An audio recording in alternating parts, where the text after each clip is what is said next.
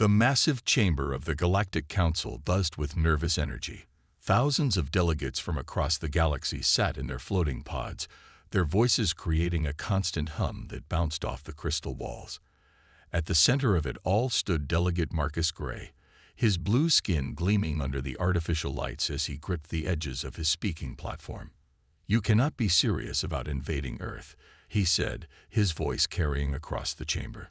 The other delegates went quiet, some turning all four of their eyes toward him, others shifting uncomfortably in their seats. "I have studied humans for the past 20 years. This invasion plan is not just risky, it's insane."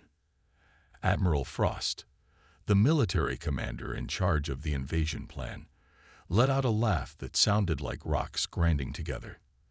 His massive frame, covered in silver scales, leaned forward in his pod. "Delegate Gray, with all due respect, they don't even have faster-than-light travel. Their most advanced ships barely reach their own moon. What could they possibly do against our fleet?" Gray pulled up a holographic display, showing scenes from Earth's history. "Look at their world wars. Look at how quickly they went from horse-drawn carriages to space rockets. It took them less than 70 years. Most species take centuries to make that jump." The council leader, an ancient being with skin like flowing mercury, raised a hand for silence. "Delegate Gray, your concern is noted. However, the humans have rejected our initial contact attempts. They continue to point weapons at our observation posts. The Council has voted. Earth must be brought into the galactic community, by force if necessary. They point weapons because they're scared." Gray slammed his fist on the platform. "And they have every right to be. Our observation posts look like weapon platforms to them. If we invade, they won't just roll over and surrender like the others." A younger delegate from the Outer Rim spoke up. "But what can they do? Their weapons are primitive. Their ships are slow. Their computers are basic." Gray shook his head and changed the holographic display. Now it showed humans fighting in different environments. Deserts, jungles, cities, and seas. Humans are different. They don't think like us. When most species face a stronger enemy, they surrender to minimize losses. Humans, they get creative. They adapt. They use everything around them as a weapon. He zoomed in on one image, showing the simple wooden stick being used to trip a heavily armored soldier. They turn weakness into strength. They study their enemies and find ways to use their opponent's power against them. And most importantly, he paused, looking each council member in the eye. They never, ever give up. Admiral Frost waved his scaled hand dismissively. "Touching speech, delegate. But our ships are protected by energy shields. Their weapons can't hurt us. Their primitive missiles will bounce off harmlessly." That's exactly the kind of thinking that makes this invasion dangerous. Gray projected new images, showing human scientists at work, engineers building machines, soldiers training. They will study your shields. They will find weak points. They will adapt their weapons. And they will share their knowledge with each other instantly using their global communication network. The council leader raised both hands, silver skin rippling with annoyance. "Enough. The vote has been cast. The invasion fleet departs tomorrow. Delegate Gray, your warning has been recorded, but we cannot allow Earth to remain independent. They are too close to achieving faster-than-light travel on their own. If that happens, they could pose a real threat to galactic stability." Gray looked down at his platform, shoulders slumping in defeat. "You're right about one thing," he said quietly. "They will pose a threat, but only because we're making them into one." He looked up at the council leader. "By invading Earth, we're not preventing a threat. We're creating exactly what we fear most. A united human race that knows it's not alone in the galaxy and has every reason to fight back with everything they've got." But the council had already moved on to other matters. Gray watched as they discussed invasion fleet positions and containment strategies, each word driving home how little they understood the storm they were about to unleash. Tomorrow, the invasion would begin. And Gray knew, deep in his bones, that nothing in the galaxy would ever be the same again. Admiral Stone stood on the bridge of his flagship, the galaxy's might, watching Earth grow larger on the main screen. The blue planet looked peaceful, almost harmless, from up here. His fleet of 500 ships had just dropped out of faster-than-light travel at the edge of the solar system, ready to begin the invasion. "Send the standard surrender message," Stone ordered, his voice confident. "Give them 1 hour to respond." The message went out in all Earth languages. "Your planet is now under Galactic Council control. Surrender immediately and accept our rule, or face destruction. You have 1 hour to comply." Stone expected panic. He expected chaos. He expected Earth's various nations to turn against each other in fear. That's what always happened with primitive worlds. He didn't expect what happened next. Exactly 58 minutes after his message, a single response came back. It was in simple text, transmitted on all frequencies. "Earth requests 48 hours to prepare for surrender. We need time to coordinate between all nations to ensure a smooth transition." Stone smiled, showing his sharp teeth. "See, they're just like all the others, scared and looking for a little more time to accept their fate." He turned to his second-in-command. "Grant them their 48 hours. It will make the takeover easier if they come willingly." But not everyone shared his confidence. Lieutenant Reed, his intelligence officer, looked worried. "Sir, something's odd. I'm detecting massive movements on the planet's surface. All their military forces are mixing together." "Mixing?" Stone walked over to Reed's screen. "Yes, sir. Chinese ships are joining American fleets. Russian tanks are moving into European bases. Indian aircraft are landing in Pakistan. It's like they're completely ignoring their borders." Stone waved his hand dismissively. "Last-minute desperation. They probably think combining their forces will help them negotiate better surrender terms." 12 hours passed. The fleet waited, watching Earth with thousands of sensors. The strange movements continued. Civilian ships moved in odd patterns. Satellites adjusted their orbits slightly. Ground forces kept reorganizing. 24 hours. Stone started to feel uneasy. The humans weren't panicking. They weren't fighting each other. They weren't even trying to contact the fleet to negotiate. 36 hours. Lieutenant Reed's voice shook as he reported. "Sir, we're detecting energy readings we didn't see before. They're coming from everywhere. Places our scans showed as empty before are lighting up with power signatures." Stone gripped his command chair. "Impossible. They're primitives. They'd barely have space flight. How could they hide anything from our sensors?" 47 hours after Earth's response, everything changed. Hidden bases on Earth's moon powered up. Asteroid bases that had looked like natural rocks revealed themselves, and in high orbit, hundreds of small ships seemed to appear out of nowhere, hidden until now by clever use of the planet's magnetic field. "Sir," Reed's voice was almost a shout. "The humans, they're attacking." The first wave of Earth's defense caught Stone's fleet completely by surprise. Small, fast ships darted between the alien vessels, firing weapons that somehow went right through their shields. Larger ships emerged from behind Earth's moon, using its mass to hide their approach.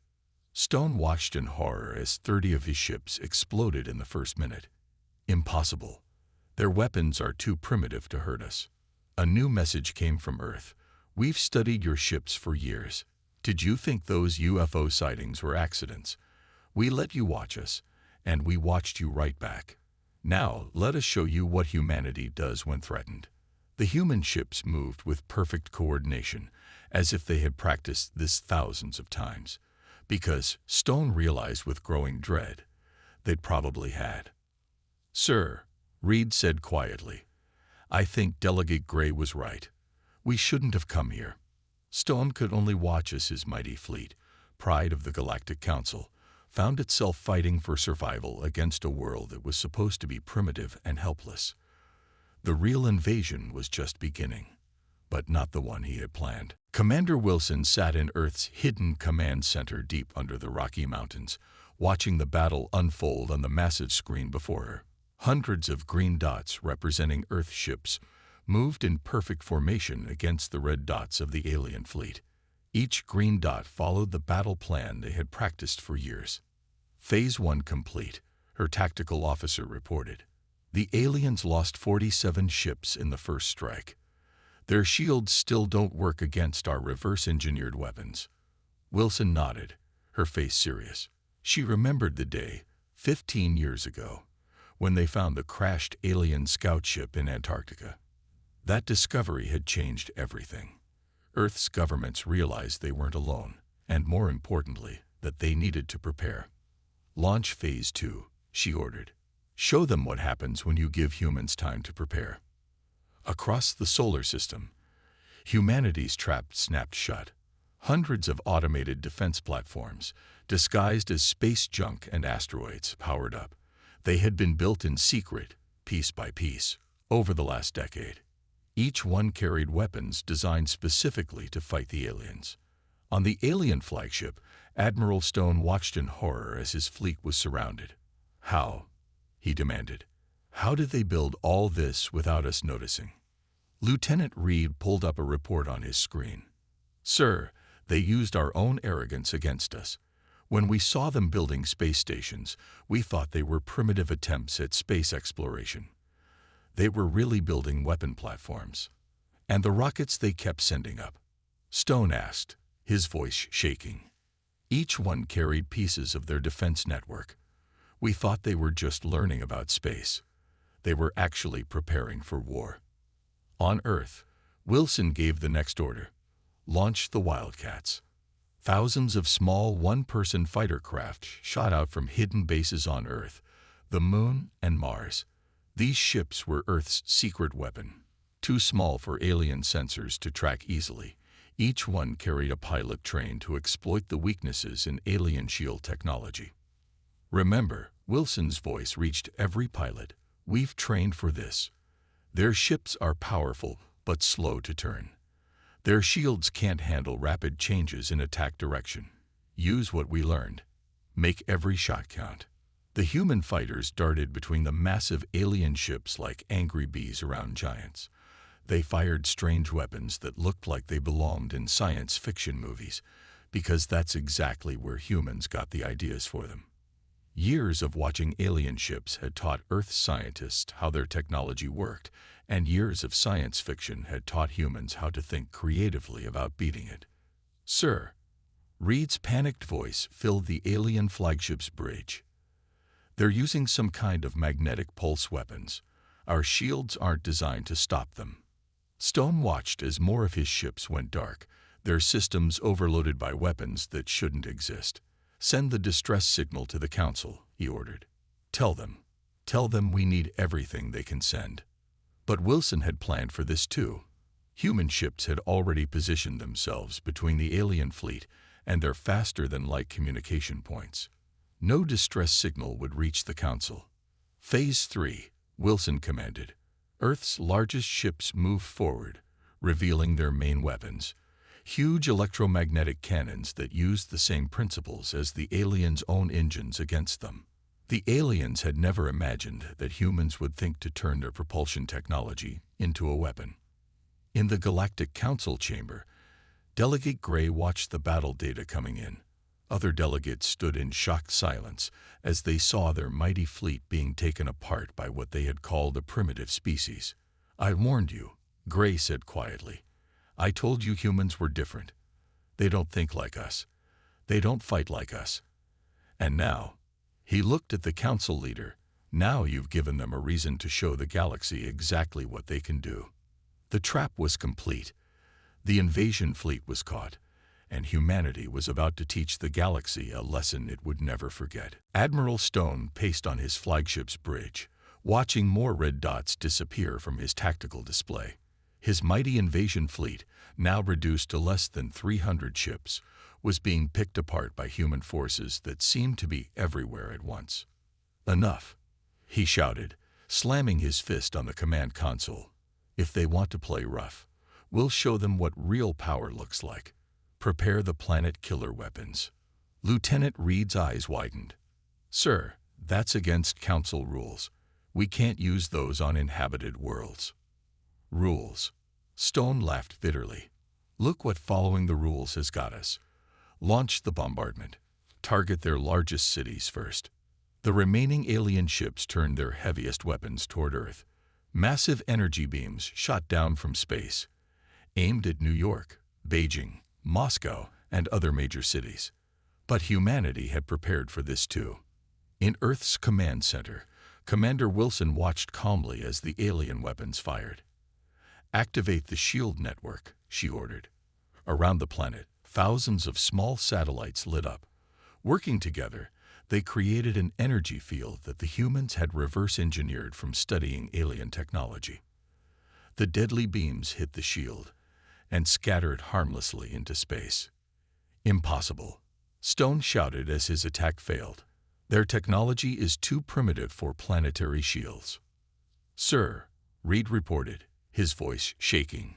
The humans, they're using our own shield technology against us, but they've modified it, made it better somehow. Wilson's voice came over all channels, broadcasting to the alien fleet. Did you think we wouldn't prepare for this? We've had years to study your technology. Every UFO you sent to watch us crashed mysteriously. Each accident taught us more about how your ships work. Stone's face darkened with rage. Launch everything we have. They can't block it all.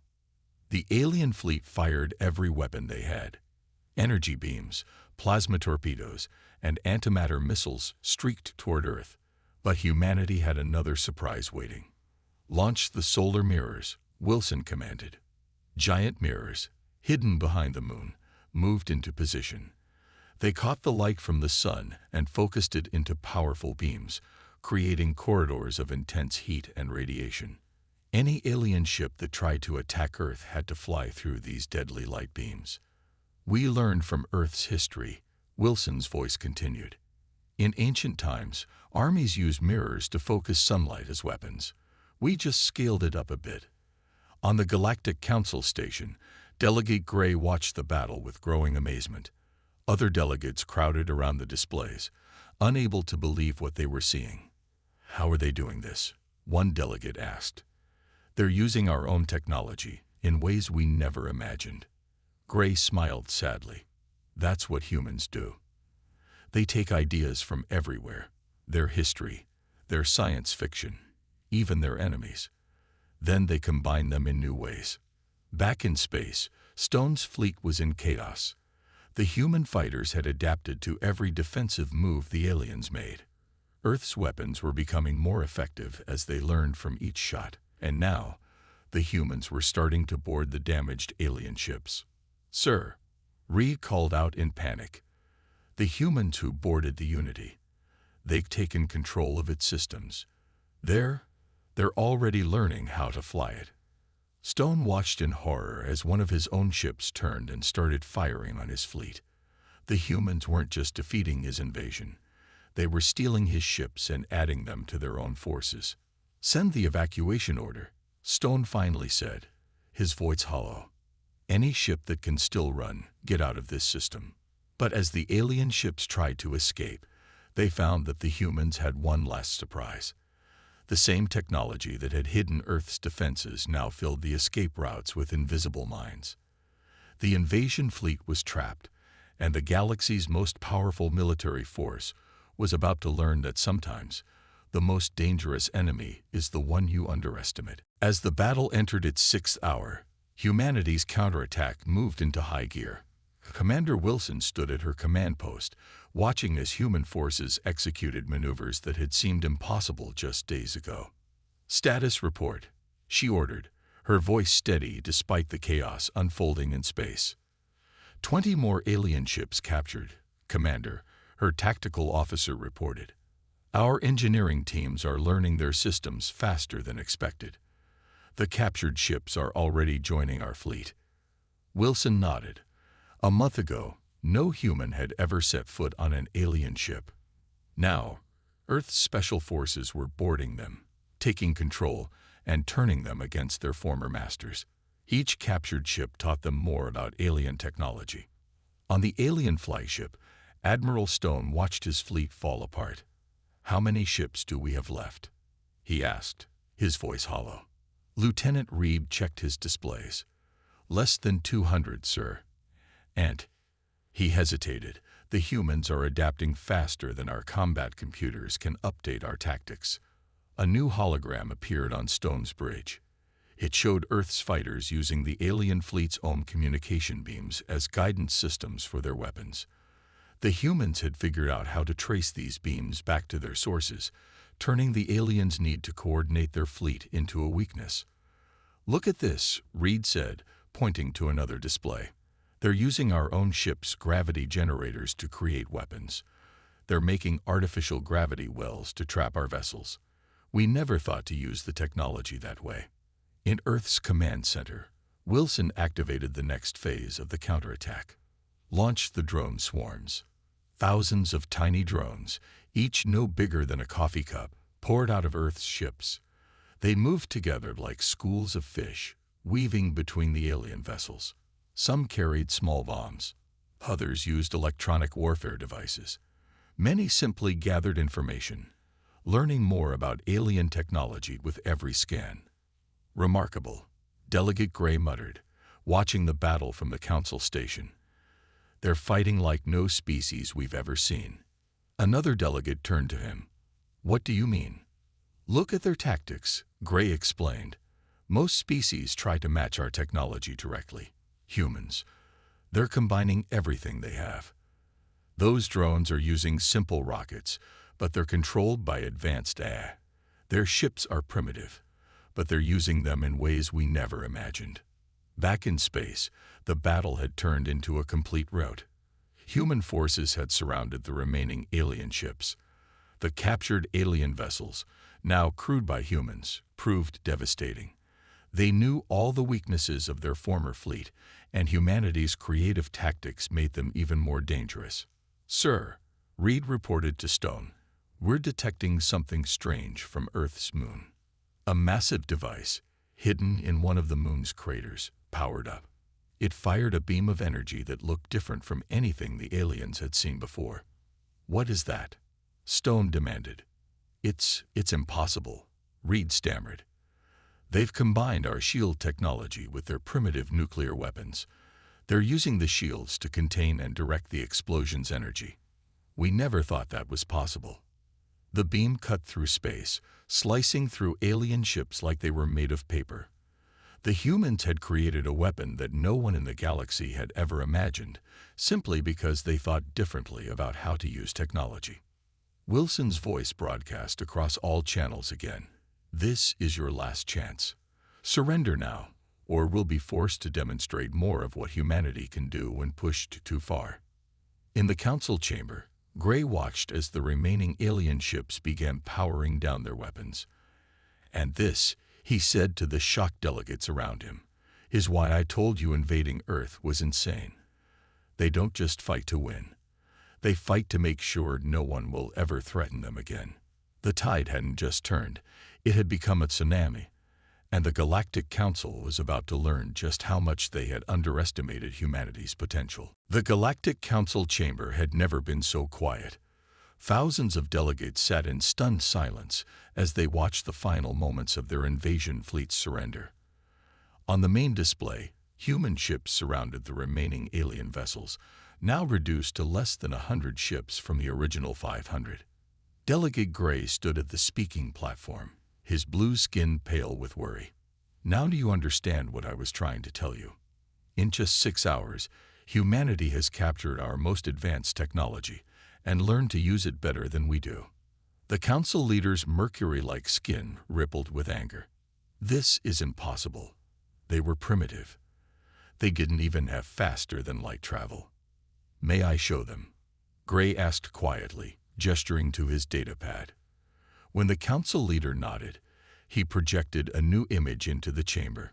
It showed human engineers taking apart an alien engine, while others worked at computers, making improvements to the design. "This footage is from 10 minutes ago," Gray explained. "They're not just copying our technology, they're improving it. Look at these readings." He showed another display. They've already made the captured ship's engines 20% more efficient. Murmurs of fear spread through the chamber. One delegate stood up, his tentacles waving in agitation. "We must send the rest of our fleet. We can't let them keep our technology." Gray laughed bitterly. "Send more ships. They'll just capture those two. Don't you see? Every ship we send gives them more technology to study, more weapons to turn against us."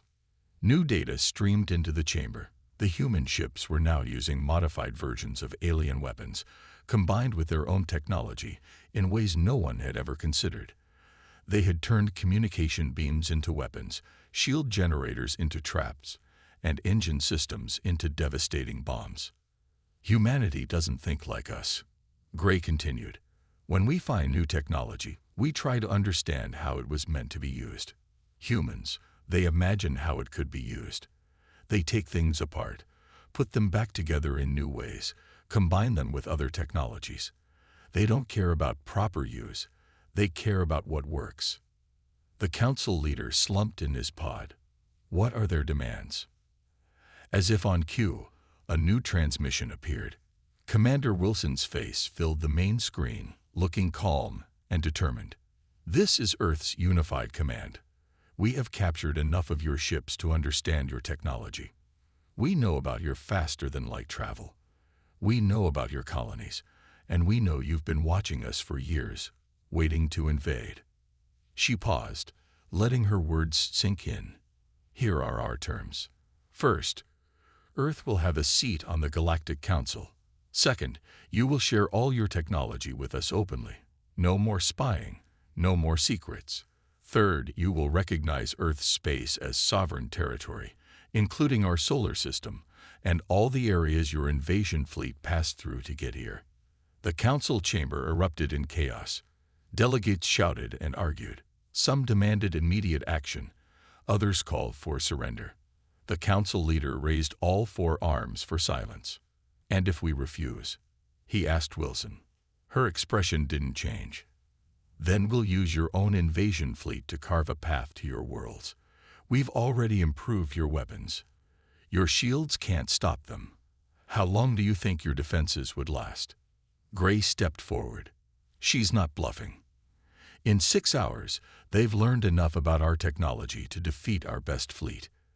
Imagine what they'll learn in 6 days, or 6 weeks." The council leader looked around the chamber, seeing fear in every face. They all knew the truth. Humanity hadn't just defeated their invasion. They had changed the balance of power in the galaxy forever. "We will consider your terms," the council leader said finally. Wilson nodded. "You have 1 hour to decide. We've learned that giving you more time would be unwise." 3 months after the failed invasion, Delegate Gray stood at the window of his new office on Earth's orbital station. Below him, the blue planet spun peacefully, while around him, human and alien ships moved together through space. It was hard to believe how much had changed in such a short time. "Quite a view, isn't it?" Commander Wilson asked, walking into his office. She wore her new uniform as Earth's representative to the Galactic Council, the rank insignia combining human and alien designs. "Indeed," Gray replied, turning to face her. "Though I must admit, I'm still amazed by how quickly you've adapted our technology. Those ships out there." He pointed to a group of vessels that looked like a mix of human and alien design. "They're already better than anything the Council had." Wilson smiled. "That's because we're not afraid to try new things. Your people had the same technology for thousands of years and never thought to change it. We've been improving it every day." A holographic display activated on Gray's desk, showing reports from across the galaxy. Other worlds that had been under Council control were starting to speak up, asking for the same freedoms Earth had won. Some were even requesting human advisors to help them develop their own technology. "The Council is worried," Gray said, gesturing to the reports. "They think you're going to encourage rebellion across the galaxy." "Not rebellion," Wilson corrected him. "Freedom, independence, the right of every species to choose their own path." She walked to the window. Did you know that we've already found 12 different ways to improve faster than light travel? Your people used the same method for 10,000 years.